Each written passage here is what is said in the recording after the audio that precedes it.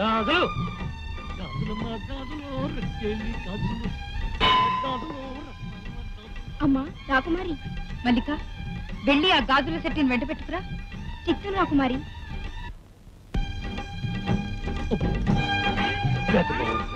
దీంట్లో మా ఊళ్ళో వాళ్ళంతా ఉండొచ్చునా? ఇదిగో రా రా.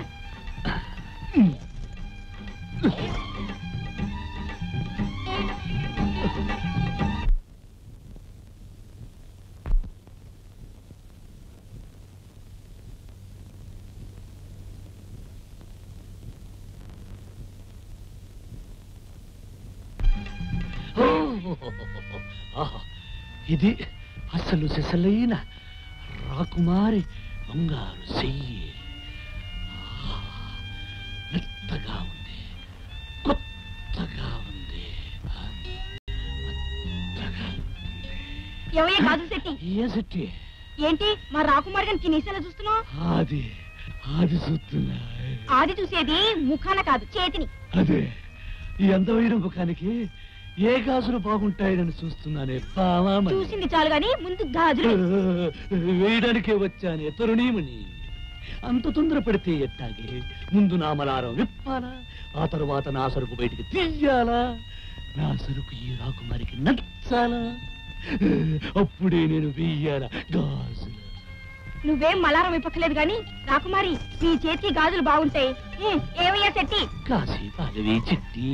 రాకుమారి చేతిని ఇంకా ఎంతసేపలా ఒత్తుతావయ్యా? మెత్తబడేదాకా గట్టిగా ఉంటే గాజులు ఎక్కించడం చాలా కష్టం.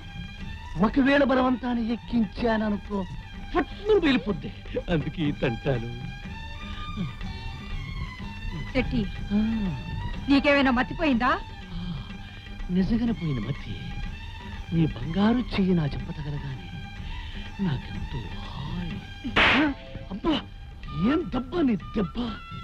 7 సంవత్సరాలుగా పట్టి పీడిస్తున్న ఈ దవడ నొప్పి ఒక్క దెబ్బకు టోలిపోయింది. నీ హస్తమే హస్తం, అమృత హస్తం రాకుమారి.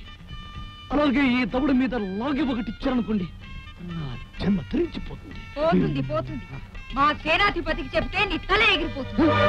రాకుమారి రాకుమారి రాకుమారి, మీ కాళ్ళు పట్టుకుంటాను, మీ చేతులు పట్టుకుంటాను, మీరు ఏం పట్టుకోమన్నా పట్టుకుంటాను. అప్ప మల్లిక, ఈ బుర్రలేని గాజు సెట్టి నీకు ఎక్కడ దొరికాడే? నీకోసం వచ్చాను.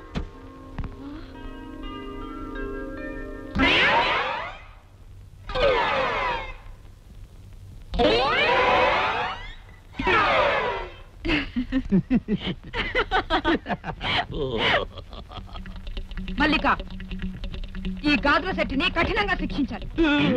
నోర్మోయ్, ఆ కొరడాన చేతికిచ్చి నువ్వు తలుపులేసుకుని బయటకెళ్ళు. ఇదిగోమ్మా.